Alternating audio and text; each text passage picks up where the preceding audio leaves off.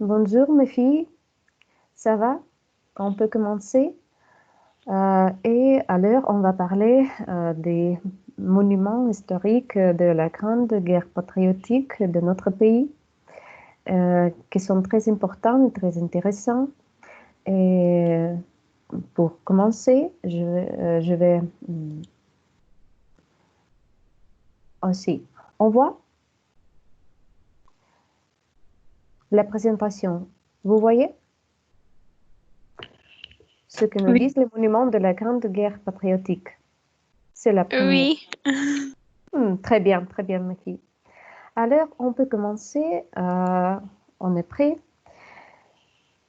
Et si je vous fais une question sur les monuments historiques, ici je vous pose cette question. Quel est le monument historique de la Grande Guerre patriotique le plus important et intéressant de notre pays et un des plus connus de notre pays, dans tout le monde? Vous savez?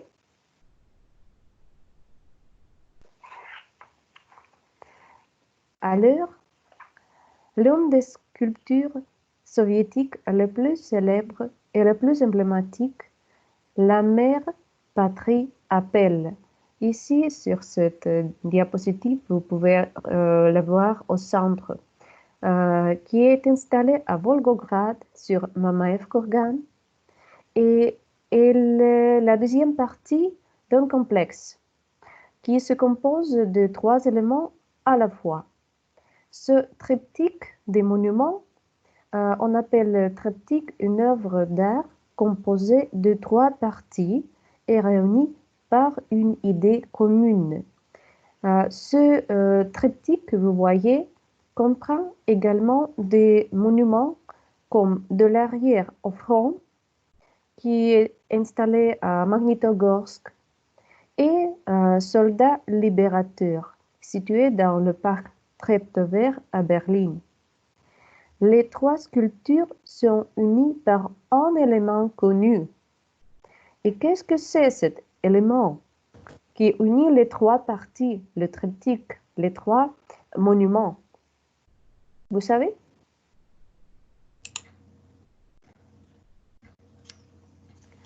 Alors, Non. les trois monuments sont unis par épée, épée de la victoire. Sur tous les trois statues, sur tous les trois monuments, on peut voir cette épée, épée de la victoire. Deux des trois monuments de ce triptyque sont le soldat libérateur et la mère patrie appel au centre, qui appartient à la main d'un maître, sculpteur monumentaliste Evgeny Viktorovich Vuchetich. Et si vous savez, Vuchetich c'est un compatriote. Il est né à Rostov-sur-le-Don et c'est notre sculpteur monumentaliste. Le fontaine qu'on peut trouver près du théâtre Gorky, c'est aussi le fontaine réalisé par Vuchetich. Si vous allez pour la ville, vous pouvez trouver autres monuments qui sont faits par cet sculpteur. Alors, la première partie de la trilogie, de l'arrière au front, située à Magnitogorsk, symbolise l'arrière soviétique, les citoyens soviétiques qui ont assuré la victoire du pays dans cette terrible guerre. Sur la sculpture, l'ouvrier passe l'épée aux soldats soviétiques. Il est entendu que c'est l'épée de la victoire qui est forgée et élevée dans l'Ural. Plus tard, elle a été soulevée par la mère patrie à Stalingrad.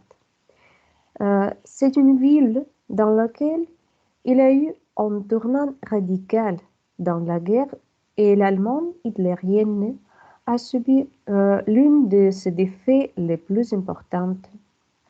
Le troisième monument de la série Soldats libérateurs abaisse l'épée de la victoire dans le repère même de l'ennemi à Berlin.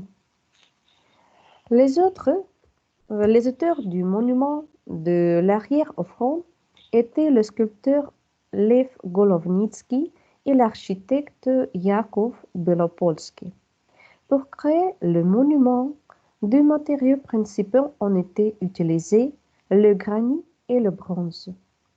La hauteur du monument est de 15 mètres. La partie centrale du monument est une composition de deux personnages, un ouvrier et un soldat. L'ouvrier est orienté vers l'est, du côté où se trouvait l'usine sidérurgique de Magnitogorsk, et le guerrier regarde vers l'ouest, là où les principales hostilités ont eu lieu pendant la Grande Guerre patriotique. Le reste du monument à Magnitogorsk est la flamme éternelle, qui a été faite sous la forme d'une étoile en granit. Une colline artificielle d'une hauteur de 18 mètres a été érigée sur la rive du fleuve pour l'installation du monument. La base de la colline a été spécialement renfoncée avec des pieux en béton armés afin qu'elle puisse supporter le poids du monument installé et ne se fondre pas avec le temps. Le monument a été réalisé à Leningrad et en 1979, il a été installé sur place. Le monument a également été complété par deux trapèzes d'une hauteur d'une personne, sur laquelle figuraient les noms des habitants de Magnitogorsk, qui ont reçu le titre de héros de l'Union soviétique pendant la guerre. En 2005, une autre partie du monument a été inaugurée. Cette fois, la composition a été complète par deux triangles, sur lesquels vous pouvez lire les noms de tous les habitants de Magnitogorsk, décédés pendant les hostilités de 1941-1945. Un peu plus de 14 000 noms étaient répertoriés. Le monument au centre, c'est le monument arrière au front et la statue Mère Patrie, le monument très important et très connu.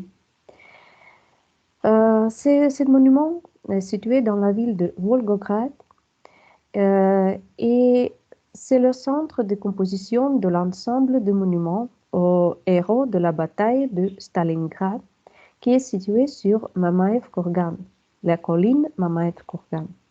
Cette statue est considérée comme l'une des plus hautes de la planète. Aujourd'hui, elle prend la 11e place du livre Guinness des records. La nuit, le monument est efficacement éclairé par des projecteurs. Cette sculpture a été conçue par le sculpteur Vucetich et l'ingénieur Nikitin.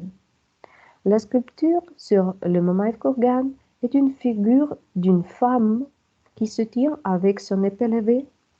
Ce monument est une image allégorique collective de la patrie qui appelle chacun à tout le monde à s'unir pour vaincre l'ennemi. Le sommet de construction du monument a été créé artificiellement. Avant cela, le point culminant du Mamaev-Kurgan à Volgograd était le territoire qui était situé à 200 mètres du sommet actuel. Et actuellement, ici se trouve une église de tous les saints.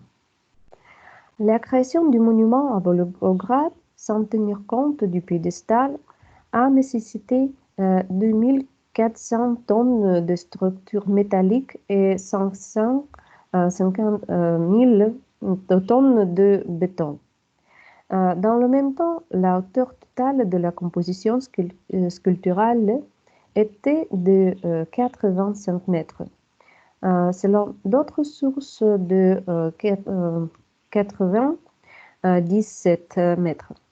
Avant de commencer la construction du monument, une fondation a été creusée sur la colline Mamaev Kourgan de profondeur de 17 mètres et une dalle de 2 mètres a été installée sur cette fondation.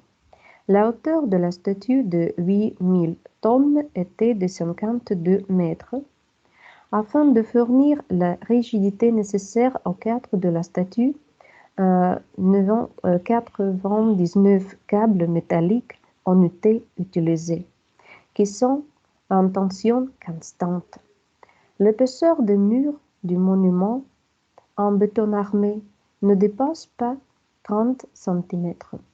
La surface intérieure du monument est une chambre séparée qui ressemble à un bâtiment résidentiel.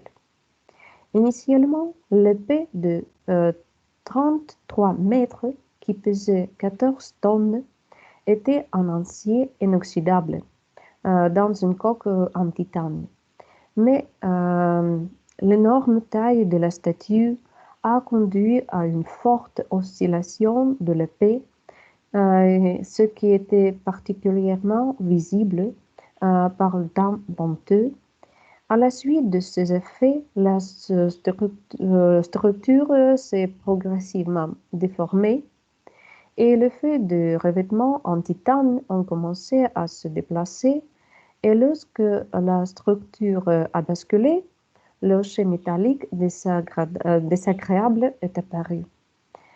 Et pour éliminer ce phénomène, en 1972, la reconstruction du monument a été organisée. Pendant le travail, la lame de l'épée a été remplacée par une autre qui était en acier fluoré avec des trous faits dans la partie supérieure qui était censée réduire l'effet de la voile de la construction. Et le 8 mai 1949, à la veille du 4e anniversaire de la victoire sur l'Allemagne fasciste à Berlin, l'inauguration du monument aux soldats soviétiques morts lors d'un assaut sur la capitale allemande a eu lieu. Et le monument soldats libérateurs a été érigé dans le parc Treptower à Berlin. Son sculpteur était aussi Vucetich et l'architecte était Belopolsky. Le monument a été dévoilé le 8 mai 1949 et la hauteur de la sculpture du guerrier était de 12 mètres. Son poids est de 70 tonnes. Ce monument est devenu un symbole de la victoire du peuple soviétique dans la Grande Guerre patriotique. Elle personnifie également la libération de tout le peuple européen du fascisme. La sculpture d'un soldat d'un poids total d'environ de 70 tonnes a été réalisée au printemps 1949 à Leningrad, à l'usine de sculpture monumentale. Elle se composait de 6 parties qui ont ensuite été transportées en Allemagne. La construction du complexe commémoratif de Berlin a été achevée en mai 1949 et le 8 mai 1949, le mémorial a été inauguré par le commandant soviétique de Berlin, le général de division Kotikov. En septembre 1949, toutes les responsabilités pour l'entretien et la maintenance du monument ont été transférées par le commandant militaire soviétique au magistrat de Berlin. Le centre de la composition en Berlin était la figure en bronze d'un guerrier soviétique qui se dresse sur les ruines d'une croix gammée fasciste. Dans une main, il tient une épée à baisse et de l'autre, il soutient une fille allemande sauvée. On suppose que le prototype de cette sculpture était un véritable soldat soviétique, Nikolai Maslov, originaire du village Voznesenka, région de Kemerovo. Lors de l'assaut sur la capitale allemande en avril 1945, il sauve une Allemande, une petite fille, et Vucetich a créé ce monument de soldats libérateurs. Il a pris comme modèle parachutiste soviétique Ivan Odarenko de Tambov. Et pour la fille, Svetlana Kotikova, de 3 ans, qui était la fille du commandant du secteur soviétique de Berlin, a posé pour cette sculpture. Il est curieux que sur le croquis du monument, le soldat tenait une mitrailleuse à la main. Mais à la suggestion de Staline, le sculpteur Vucetich a remplacé la mitrailleuse pour une épée. Le monument, comme les 3 monuments de triptyque, est situé sur un monticule, un escalier mené au piédestal. À l'intérieur du piédestal se trouve une salle ronde. Ces murs étaient décorés de panneaux de mosaïque, auteur artiste Gorpenko, et le panel représentait divers peuples, y compris le peuple d'Asie centrale et de Caucase, qui déposaient les couronnes sur la tombe des soldats soviétiques. Au-dessus de leur tête, en russe et en allemand, il est inscrit: de nos jours, tout le monde reconnaît que le peuple soviétique, par sa lutte désintéressée, a sauvé les civilisations de l'Europe des fascistes. C'est le grand mérite du peuple soviétique pour l'histoire de l'humanité. Au centre de la salle se trouvait un piédestal de forme cubique en pierre polie noire, sur lequel était placé un cercueil doré avec un livre parchemin en reliure rouge marocaine. Les noms des héros tombés dans les combats pour la capitale allemande et enterrés dans les fosses communes étaient inscrits dans ce livre. Le dôme de la salle a été décoré d'une lustre d'un diamètre de 2,5 mètres et qui est fait de cristal et de rubis. Le lustre reproduit l'ordre de la victoire. Entre les monuments emblématiques se trouve Mémorial Mémoire éternelle qui se trouve à Rostov-sur-le-Don. Ce mémorial flamme éternelle, premièrement, ici sur ce place, se trouvait une flamme éternelle. Le 9 mai 1959, une flamme éternelle au feu de la gloire éternelle a été allumée en mémoire de tous les morts. Et le monument de la flamme a été inauguré sur la place Karl Marx en 1943. On peut dire que pendant l'occupation de la ville de Rostov,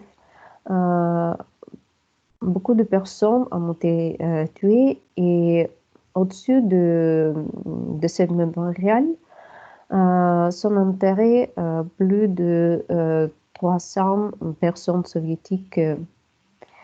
Sur la place Karl Marx, en 1969, le mémorial de la flamme éternelle a été érigé et les sculpteurs qui ont travaillé sont Mirzoev, Vassiliev et architecte Semenenko.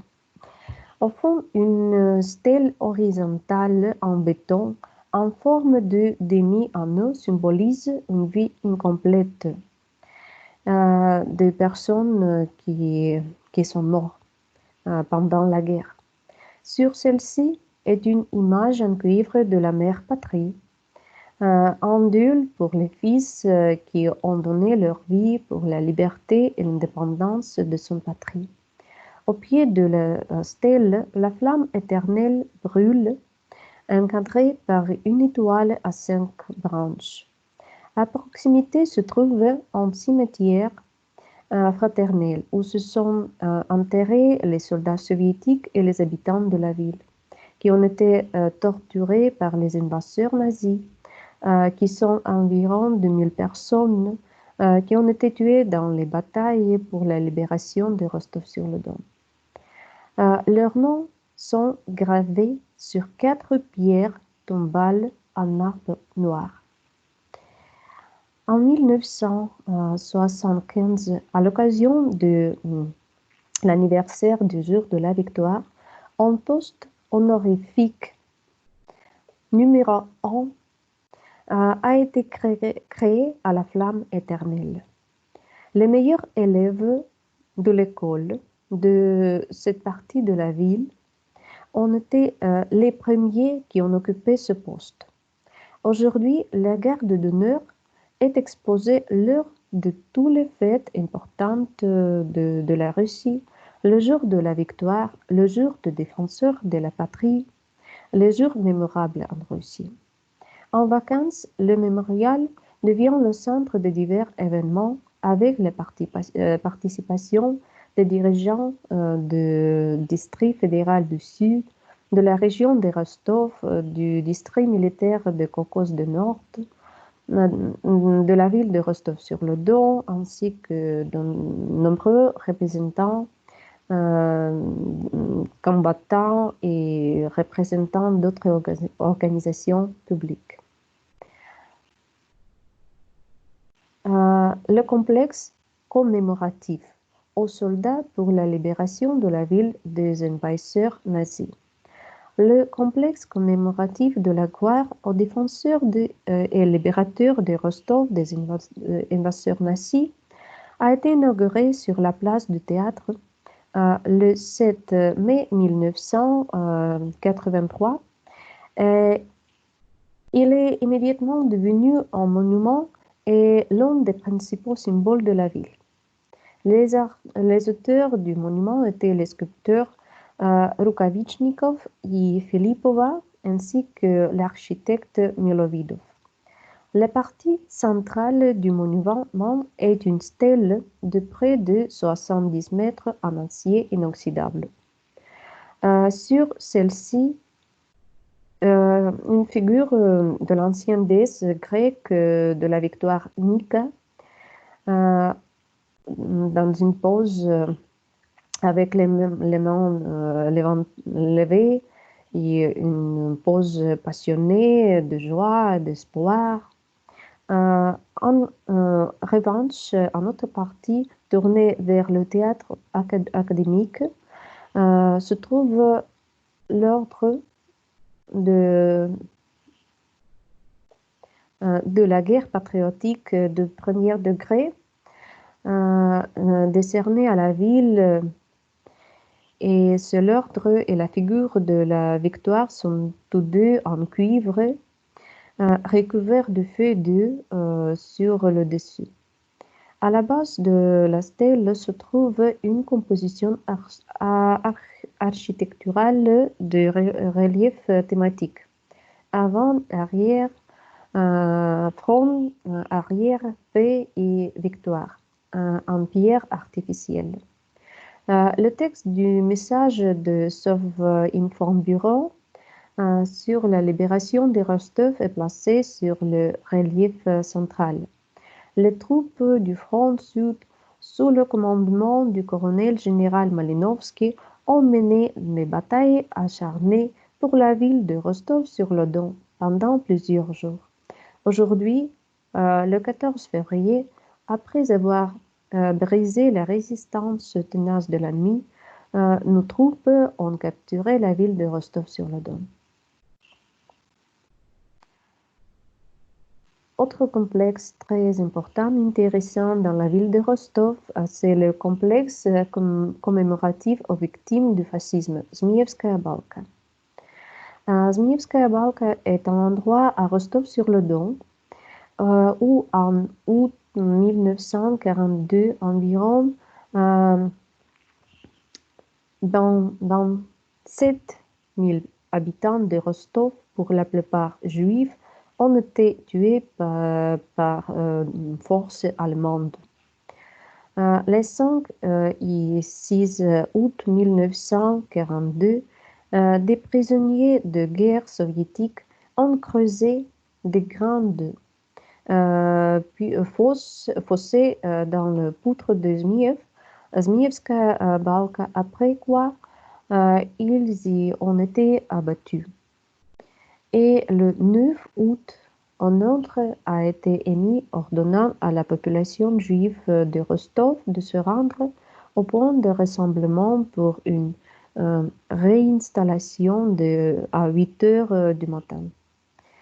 De là, des personnes, un groupe de 200 à 300 personnes ont été transportées et destillées jusqu'au lieu d'exécution. Avec les Juifs, un certain nombre de non-Juifs, membres de leur famille, sont également tués à Zmievka.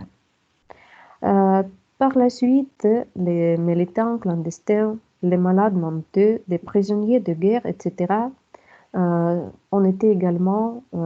sont également été abattus. Parmi les morts à Zmievka se trouvaient beaucoup de personnes et beaucoup de personnes célèbres comme Sabina Pilrein et ses filles. C'est une femme psychanalyste très important. Actuellement, cet endroit est un complexe commémoratif et au centre de la composition se trouve la figure d'une femme qui est un symbole aussi de la patrie, inspirant le peuple soviétique dans une bataille mortelle avec les nazis. Autre monument, c'est le char de combat T-34 qui a été installé au centre de la place de l'honneur des combattants qui ont participé dans les batailles autour de Rostov-sur-le-Don et ont libéré la ville Rostov-sur-le-Don des envahisseurs nazis le 14 février 1943. Ce monument a été dévoilé en novembre 1967 et ses auteurs sont les architectes Grigoriev et Nersissians. Un véritable véhicule de combat, un char de combat, est installé sur un piédestal l'un des gardes actives de groupes de forces du Nord, déployés en Pologne. Le char a été réparé à Milerovo, dans une usine de réparation, d'où il est venu par ses propres moyens à Rostov-sur-le-Don. Après il est entré sur un piédestal et à la fin des années 1942, le monument était en cours de réparation tandis que le véhicule de combat était à nouveau soumis à sa propre vision et revenait. Autour du monument se trouve une grande zone avec des arbres, des parterres de fleurs cassées et chaque année, le 9 mai, une réunion solennelle avec la pose de fleurs a lieu ici. Autre monument, c'est le complexe mémorial dédié aux pilotes de Don. Dans les batailles de Rostov-sur-le-Don en 1941-1943, assister des troupes, des pilotes et on peut dire qu'ils ont détruit des avions ennemis au ciel, à l'air, et les pilotes aussi sont très fameux. Ils ont joué un rôle très, très important dans les batailles de libération de Rostov. Après la libération de Rostov-sur-le-Don, les restes des pilotes soviétiques, héros de l'Union soviétique, Zerjantova, Kupava, Korovkina, ont été déplacés. Son avion a été déplacé près de l'aéroport et le 8 mai 1972, un complexe commémoratif a été ouvert.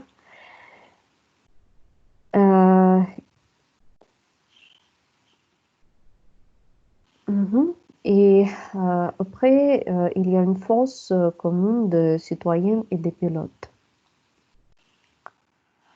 Stèle Rostov, cité de la gloire militaire. Le 7 mai 2010, au lieu de l'ouverture officielle, l'ouverture officielle du complexe commémoratif Rostov, cité de la gloire militaire, qui est devenu l'un des événements les plus importants de la ville de cette année parce qu'on a fait un anniversaire aussi de la victoire. En mai 2008, Rostov-sur-le-Don a reçu le titre honorifique ville de gloire militaire, conformément au décret du président de la Fédération de Russie. Pour le courage, l'endurance et l'héroïsme de masse dont ont fait preuve les défenseurs de la ville dans la lutte pour la liberté et l'indépendance de la patrie. Conformément au décret de l'administration municipale, la place devant le bâtiment de l'aéroport où de nouveau mémorial est installé. Il s'appelle désormais la place de la gloire militaire. La stèle est une colonne ronde de granit. Au sommet de la stèle se trouve un blason de bronze bilatéral de la Russie. Et sur le piédestal, d'une part se trouvent les armoiries de Rostov-sur-le-Don, d'autre part le texte de décret du président de la Fédération de Russie accordant à la ville le titre honorifique de ville de la gloire militaire. 16 bas-reliefs placés sur 4 pylônes d'angle reflètent la page militaire de la vie de Rostov-sur-le-Don, associée aux premières victoires de l'armée soviétique sur les troupes fascistes, ainsi que l'histoire de la fondation de la ville, sa libération finale en 1943 et les exploits de travail de l'arrière des citoyennes. Et ce sont les bas-reliefs ainsi que le mémorial de la gloire à Sambec. C'est un mémorial qui se trouve sur les collines de Sambec, est un complexe commémoratif qui se trouve dans le district Klinovski de la région de Rostov, près du village Sambec.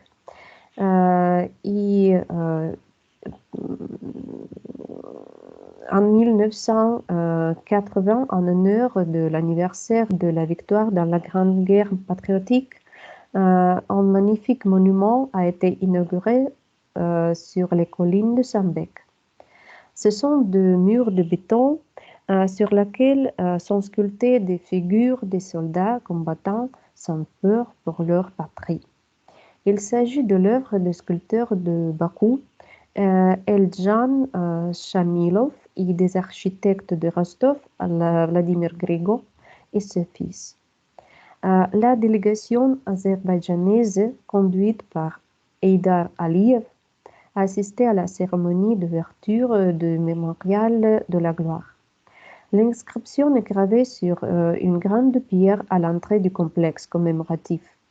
Arrêtez, camarades. Adorez la terre. Tâchez du sang des héros de votre peuple qui ont défendu le monde dans lequel vous vivez. Laissez votre cœur être allumé sur ce monticule par le grand feu de leur amour désintéressé pour la patrie. Et votre mémoire à travers les années portera la gloire de leur exploit immortel pour la transmission aux descendants pendant des siècles. Personne n'est oublié, rien n'est oublié. Déjà au début des années 2010, il est devenu clair que le plus grand monument de la région de Rostov, dédié à l'exploit militaire et à la solidarité du peuple, doit être restauré et plus de 3 millions de roubles ont été alloués sur le budget pour la réparation et aussi on peut dire que Azerbaïdjan a aussi donné 60 millions de roubles. Et on peut dire que les historiens ainsi que beaucoup de représentants des organisations publiques ont proposé la création d'un grand complexe commémoratif sur les collines de Sambek, dont le dominant serait un monument déjà existant. Et pour concrétiser l'idée, on a fait un fonds caritatif et on a décidé de faire aussi un musée national. Non seulement des spécialistes de Rostov, mais aussi des maîtres de Saint-Pétersbourg dans le domaine des hautes technologies muséales, dont le mémorial sera équipé, ont travaillé sur le projet de grand musée.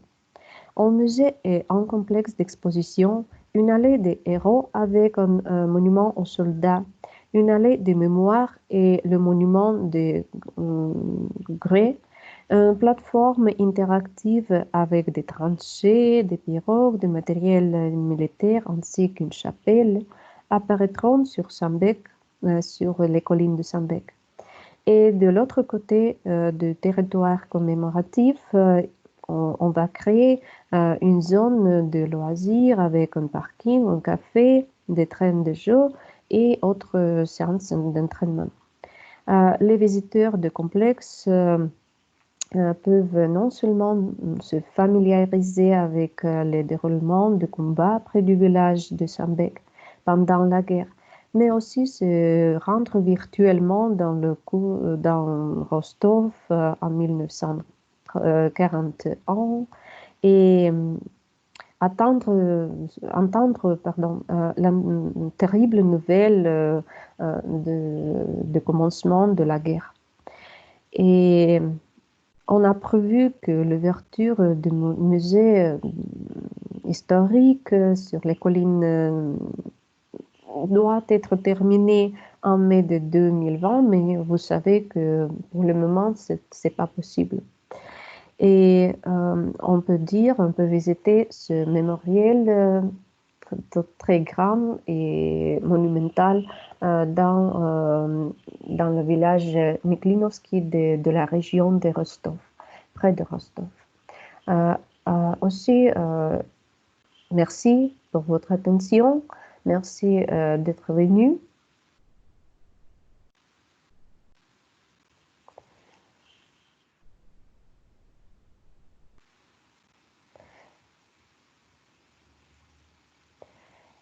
Alors, Merci.